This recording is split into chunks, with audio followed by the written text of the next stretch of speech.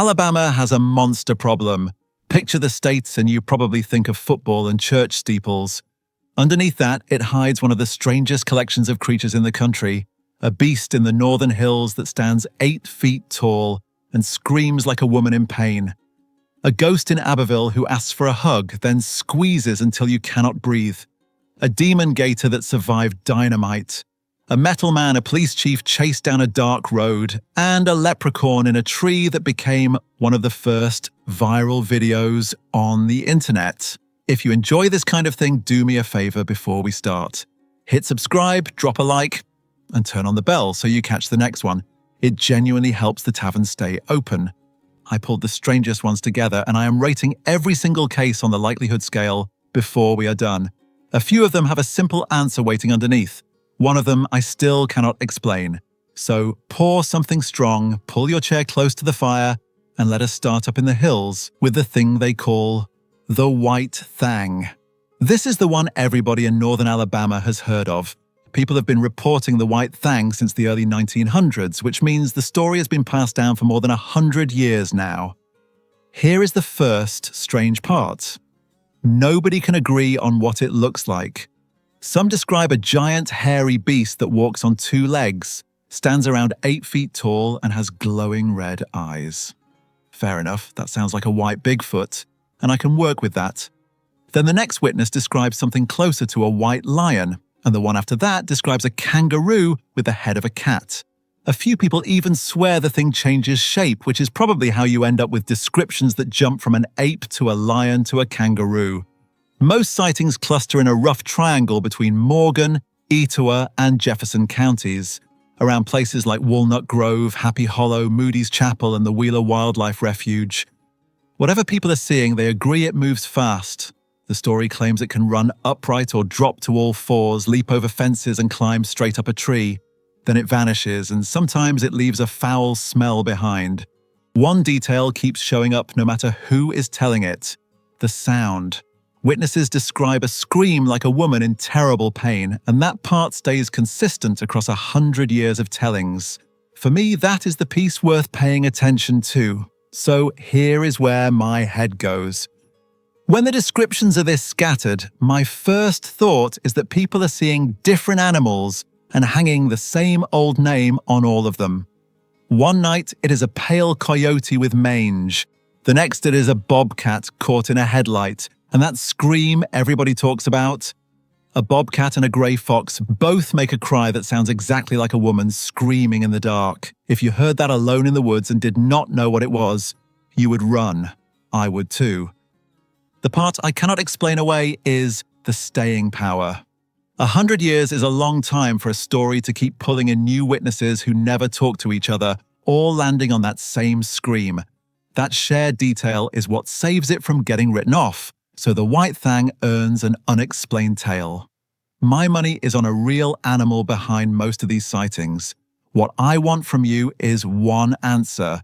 What made that first person, over a century ago, decide it was something brand new?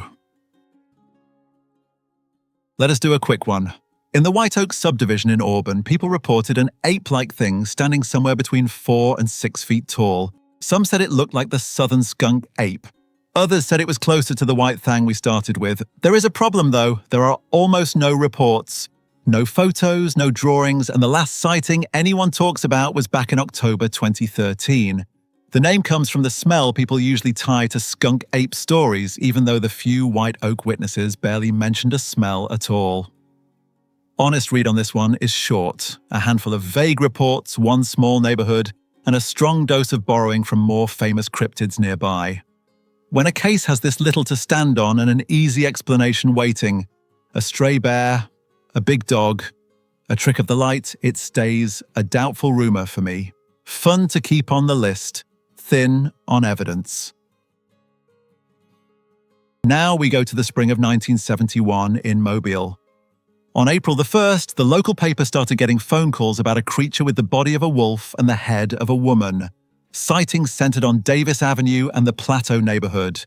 Within a week, the paper had taken more than 50 calls, and on April the 8th, they ran the story with a sketch of the thing. The mane in that sketch looked like it belonged in a shampoo advert. One man told the paper the creature was both hairy and pretty, which is a strange thing to say about a monster. People were genuinely spooked. Folks stopped going outside after dark. There were even reports of the wolf woman chasing people through the streets. And then, after a few days, it stopped. No capture, no body, no second wave. She was simply gone. Here is my first flag, and it is a big one. The call started on April the 1st, April Fool's Day. That timing alone makes me lean toward a prank that got out of hand, and the popular theories back that up. One says someone tied a wig to a German shepherd. Another says it was an Afghan hound with dramatic grooming. And if you have ever seen an Afghan hound, you know that is not a crazy idea. But here is what I keep coming back to. Even if the creature was fake, the fear was real. Kids in that neighborhood remember it decades later. One woman remembers running to her grandmother's house, sure something was right behind her. That is the interesting part of this case for me, the way a single week of stories rewired how a whole community felt about the dark. The creature reads like a hoax. The panic reads like history, so this one lands as a doubtful rumor. Would you have believed it if the call started on your street on April the 1st? This next one is a proper legend, and it comes with claws. Along the Florida and Alabama border, going back to the 1920s, people told stories about a giant alligator they called Two-Toed Tom. He got the name because a steel trap took all but 2 toes off 1 foot, and those 2-toed tracks became his signature. Early accounts put him around 15 feet long with glowing red eyes. Later ones stretched him to 24 feet. One of the earliest written versions came from a University of Alabama professor named Carl Karma, who put the story in his 1934 book about Alabama folklore. And the version he recorded is where this goes from big gator to full legend. According to that account, a farmer named Pap Haynes lost a mule to the beast, tracked the 2-toed prince to a pond, and dropped 15 buckets of dynamite into the water to kill it. The story claims the blast destroyed the pond, and that while the family celebrated, Tom struck somewhere else and took the life of Haynes's young granddaughter. Pap never got his revenge, and he died without ever finding the gator. I want to be careful here because that dynamite story is folklore, passed down and polished over the years, and I would not put it in the same box as a police report. Treat it as the legend it is. Now here is where I actually land. Strip away the dynamite and the 24-foot measurements, and you are left with something completely believable. Big alligators are real. Aggressive ones that eat livestock are real. One that lost toes to a trap and left an unusual print. Also real, and that is exactly the kind of detail that turns an ordinary gator into a named monster. People needed a villain for every missing calf, and Tom was it. The truth underneath is probably one very large, very mean alligator, stretched taller with every telling. Because the wildest parts are pure story, Two-Toed Tom sits at campfire legend, and it is one of the best ones the South ever produced. Stay with me in the backwoods, because in the late 1800s, Winston County had its own thing lurking on the roads. This was moonshine country, rough and rural, and the story starts with 2 cousins, John and Joe Downey, riding home from a dance late at night. The way the story goes, something jumped out in front of them on a stretch of road that cut through thick pine. It looked part human and part animal. Their horses reared and bolted. When they tried to ride back through, the horses stopped cold at the same sandy spot and refused to go 1 step further.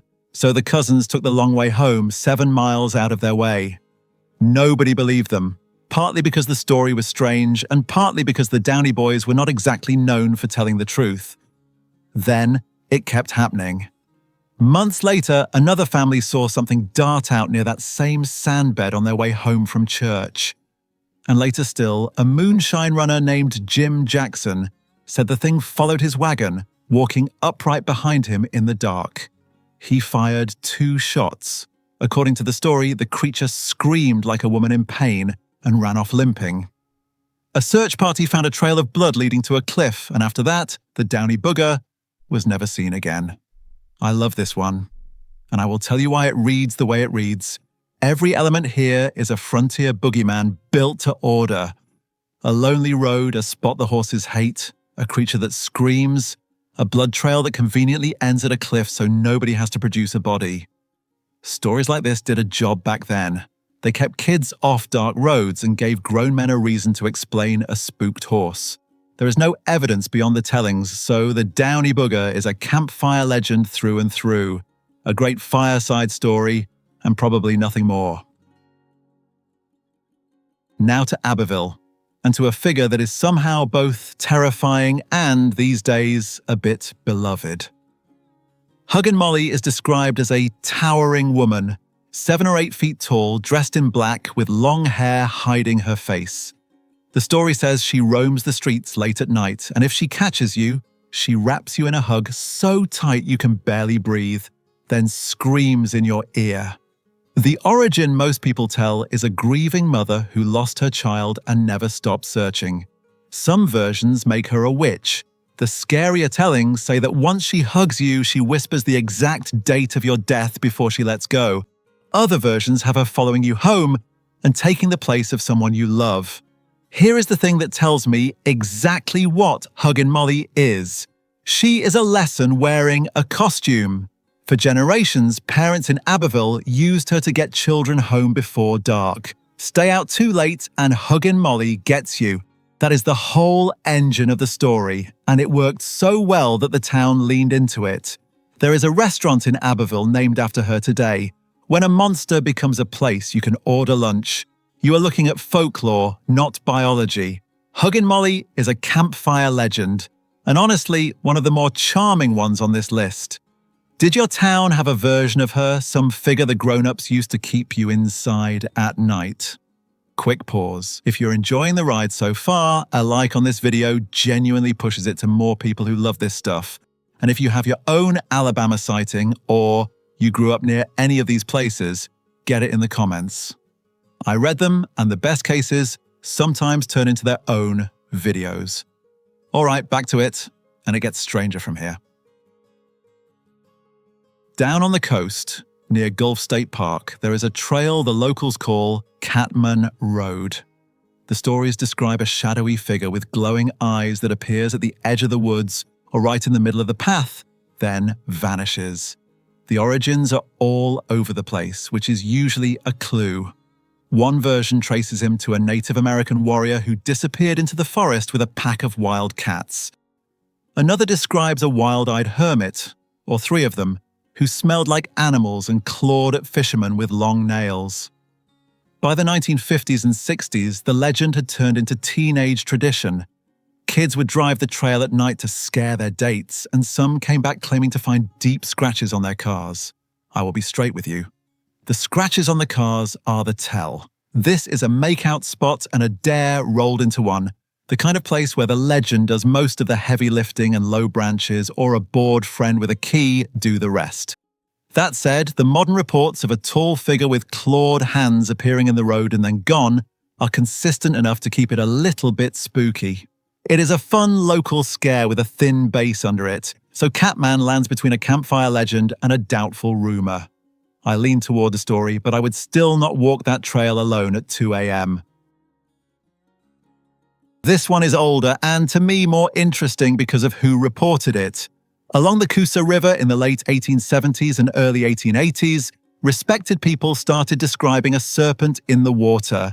In 1877, a well-regarded man named Marcus Foster said he was near his plantation when he saw what he first took for a person paddling across the river. As he got closer, it changed. What he described was a massive serpent, its head and neck rising 3 or 4 feet out of the water, with a head shaped like a horse and a bright red tongue. It stared him down and showed no fear. He turned back and he only came forward after others started talking. Around the same time, a Captain Elliot reported an enormous shape near Rome, calling it about 40 feet long. And a judge named Standifer said he heard a sound like distant thunder, turned and saw a huge snake-like body rise out of a deep hole in the river. Here is why this one earns more of my attention than the backwoods tales. These were not kids on a dare. These were named, respected citizens, reporting separately, describing a similar thing. That is closer to the standard I actually care about, independent witnesses landing on matching details. But I have to be fair to the other side, because the other side is strong. In 1882, someone offered a plain explanation. Large clumps of decaying leaves and debris can gather underwater, fill with gas, and rise to the surface. When the gas escapes, it can make a sound like a snort or a roar, and a long mass, drifting and rolling in a current, can absolutely look like a serpent's back. That is a genuinely good explanation, and it fits the river. So this case pulls hard in both directions. Credible witnesses push it up. A solid natural answer pulls it down. I settle it at an unexplained tale, respecting the people who saw it while admitting the leaves might have won. What do you think those men saw on that river? Now we head into Walker County, and we are going to stay here for a bit because this county comes up a lot. First, the SIPSEY creature. Witnesses describe an ape-like thing standing 6 to 8 feet tall, covered in thick brown or reddish fur, walking on 2 legs. Reports place it along the SIPSEY and Mulberry Forks of the Black Warrior River, in the deep forest. If that sounds like a Bigfoot to you, you are reading it the same way I am. There is also a stranger version floating around on some newer sites, describing it with the body of a bear and the head and tail of a big cat. That description shows up mostly in recent retellings, so I would keep it at arm's length and treat it as later embellishment rather than what the early witnesses actually said. Here is my take. Out of everything on this list, an unknown large animal in a remote Alabama forest is one of the few that does not break biology. It is possible. I will always give that its due. The problem is the evidence. The reports are thin. A lot of them are modern and online, and I do not see multiple independent witnesses locking onto the same specific details the way I would need. Plausible habitat, weak paper trail, that combination keeps the SIPSEY creature at a doubtful rumor for me, with the door left open wider than most. Same county, and this is the case that got a television budget. In 2015, Animal Planet aired a special called I Was Bitten, the Walker County Incident. What made people talk was that it ran with no disclaimer calling it fiction and no cast credits at the end, so a lot of viewers took it as real. The accounts inside are wild.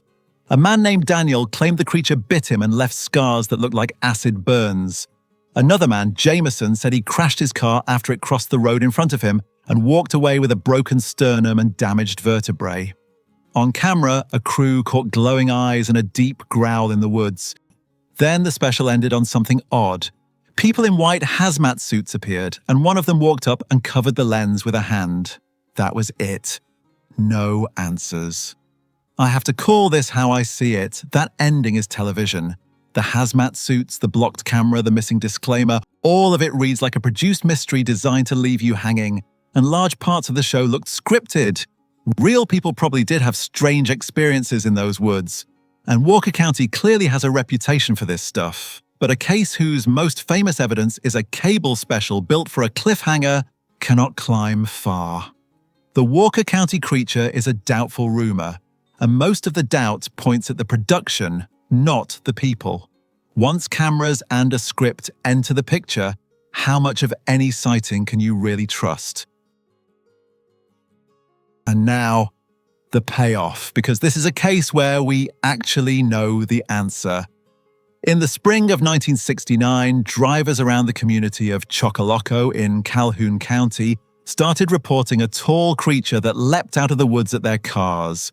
Word spread fast. Soon, people were cruising the country roads at night with rifles, hoping to catch the monster. Here is the ending most cryptids never give you. In October 2001, a man named Neil Williamson confessed the whole thing to the Anniston Star. As a teenager, he had put on a cow skull and a long sheet and jumped out at passing cars for a laugh. Two friends drove him around to different spots. After drivers shot at him once or twice, he decided he had pushed his luck far enough and quietly retired the cow skull. He sat on the secret for 32 years. The story was good enough that The Daily Show picked it up when it finally broke. I genuinely love this one, and I love it because the boring answer won. Every sighting matched, the height, the roadside behavior, the timing, all of it fits one teenager in a costume because that is exactly what it was. This is the perfect reminder for the whole video. Sometimes the monster is a kid with a cow skull and too much free time. Confirmed hoax, so the CHOCCOLOCCO monster is a campfire legend and a 5-star one at that. Good on him, honestly. Back to something I cannot close the book on so easily. October the 17th, 1973, in Falkville. A 26-year-old police chief named Jeff Greenhaw got a call from a woman who said a spaceship had landed in a field outside town. He was off duty, but he grabbed his keys, his revolver, and a Polaroid camera and drove out to look. There was no spaceship. Instead, according to Greenhaw, there was a figure standing in the road, covered head to toe in something that looked like bright, smooth metal, almost like aluminum foil over glass. Its head and neck seemed fused together. He called out. It said nothing. He took 4 photos, then it turned and ran, and here is the detail that sticks with people. He said it moved faster than any human he had ever seen, taking huge, bounding strides as if it had springs under its feet. He tried to chase it in his truck and could not keep up. Then his life came apart. Within weeks, the town let him go as chief. His marriage fell apart, and his mobile home caught fire in November, less than a month after that night. For a lot of people, that string of bad luck is proof he saw something he was not supposed to. For me, it cuts both ways. So where do I land? On the one hand, we have 4 actual photographs, which is more than most cases ever produce, and this happened only 6 days after the famous Pascagoula encounter down in Mississippi, so alien stories were thick in the air. On the other hand, it is a single witness. The figure looks exactly like a person in a foil suit, and a hoax fits everything we can see. The photos keep me from waving it off, the single witness keeps me from believing it, so the Metal Man of Falkville is an unexplained tale. Greenhaw said for the rest of his life that he regretted that night. That part, I believe, completely. Let us end somewhere lighter because Alabama gave the internet one of its first true viral monsters. In 2006, in the CRICHTON neighborhood of Mobile, crowds gathered on LePrechaun Street claiming there was a leprechaun in a tree. A local news crew went out to cover it, and the clip they aired became one of the earliest viral videos on YouTube. The report is pure magic in the worst and best way. People crowd the tree at night. One woman guesses it might be a certain kind of troublemaker. A man claims Irish ancestry and shows off what he says is an ancient leprechaun flute. Another resident hands over a hastily drawn sketch of the creature that went on to become internet famous in its own right. The reporter admits he saw something in the tree, though he did not think it was a leprechaun. Most likely, it was shadows and moss. I am not going to pretend this is a serious cryptid case, and I do not think anyone involved really believed a leprechaun had moved into a tree in Mobile. What actually happened here is that a whole neighborhood turned one strange night into a shared bit of fun, and a camera happened to be rolling. Later reporting suggested a local man in a costume climbed the tree to fuel it. The station even auctioned that famous sketch and gave the money to cancer research, which is a lovely footnote. So this is a campfire legend, and the campfire is the entire internet. It is proof that all it takes is one weird night, a sketchy drawing, and a news crew to make a monster. So what does Alabama actually tell us? Once you lay all of these side by side, a pattern jumps out at me. This state runs heavy on folklore and hoaxes and light on hard cases. Over and over, the strongest stories turn out to be one of 3 things. A real animal wearing a scary name like Two-Toed Tom or the White THANG. A real fear doing real damage like the Panic of the Wolf Woman. Or a real prankster with a good costume like the CHOCCOLOCCO monster and that leprechaun in the tree. The ones that stuck around for 100 years did it because they were teaching something or protecting someone, keeping kids off dark roads and home before dark. And here is where the whole scoreboard ends up. Nothing on this list climbed to a plausible encounter or a tavern verified for me. Not one. The highest any of them reached was an unexplained tale, and only a few got there. The white thang, for that scream 100 years of strangers keep describing. The COOSA river monster, for the respectable men who saw it separately. And the FALKVILLE metal man, for 4 photographs I still cannot fully explain. Everything else was a good story with a simple answer underneath. And I say that as someone who wanted a few of them to be more. That is the honest read from this tavern. Out of every creature we covered tonight, which one do you think actually has something real hiding behind it? Tell me in the comments and tell me why. If you made it this far, subscribe so you catch the next state, hit that like button, and I will see you back here by the fire.